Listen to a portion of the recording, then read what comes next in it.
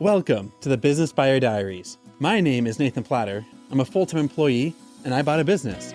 I did everything right, from finding the deal, handling all the due diligence on 63 opportunities, and ultimately bought a profitable gym. And boy, was I in for a big surprise as a new owner. I chronicled everything in real time, including the biggest wins to the stressful nights at 2 a.m. I'm sharing my journey without sugarcoating anything, so you don't make the same mistakes that I did. Here's today's episode. So I'm finding out very quickly, you need a team to keep your sanity. Otherwise, you're going to just drive yourself nuts. So today's been a whirlwind. I don't even know how I've only seen a couple of emails from like the broker and the lender, and just getting all the papers and stuff.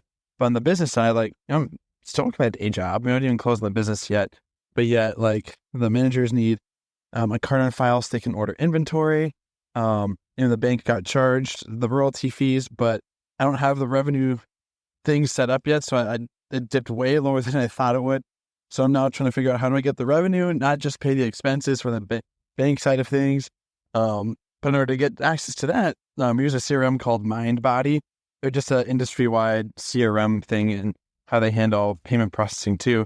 And then I had to figure out my login and how am I going to log into the CRM to then add my bank info, and then it was just a hot mess. And so then contacting the folks up at franchise or the franchisor to figure out how in the world, do we get the bank info set up? We use a weird email server that is healthcare compliant. So it's not like just Gmail or Yahoo or AOL or something. It's this email I've never even heard of, but so I have to figure out what email app am I going to use? I can't just log into the website like this website.com. But then I have to, because there's no app that works with healthcare compliant email. So now I got to use that username and password. No username and password there. And so now I don't know how to get into MindBody. And so it's this thing of there's a kid's book called If You Give a Mouse a Cookie, and then they have to do something first. But before that, they have to do something else. Before that, they have to do something else. It's the same thing. And all the while, I'm listening to a meeting thing, a quarterly update at the day job. And I'm realizing I need my managers so badly. They're running the day-to-day operations. I'm not even teaching classes, handling credit card questions or scheduling. And I'm just making sure the business can run. And the revenue and the expenses and the member experience and inventory is all flowing. So yeah, I guess my takeaway is if your business is struggling, you're doing too much. You're taking on way too much because I don't even own the thing yet. And my head is spinning already, and I don't even know how people do it. Folks that are a one-person shop, unless you're the plumber or you're the painter and that's it, and you're just self-employed, I can see that being more doable.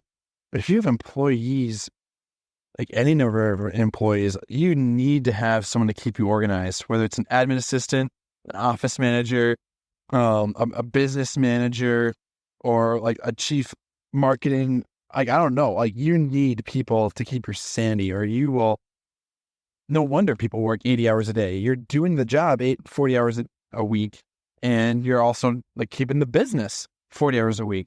It's two totally things. I'm not even teaching classes and I'm busy nonstop. This is insane in a good way.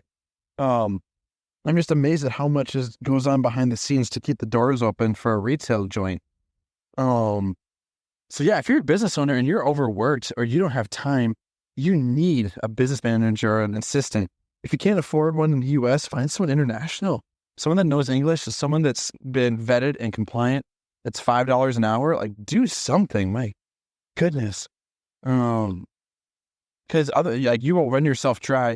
And when you're working 80, 60, 70, 100 hours a week, you are not your best workout instructor, ice cream maker, painter. You will have a sucky product, and people will start to ditch you for a more professional experience.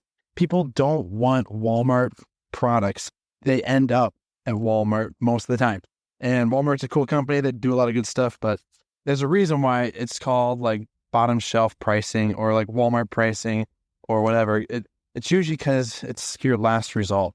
And so if the only way you can get business is because you're the lowest price provider, that's a pricing revenue issue, and you're going to have a lot of struggles getting like the business running. Running a business is a job. Make no mistake about it.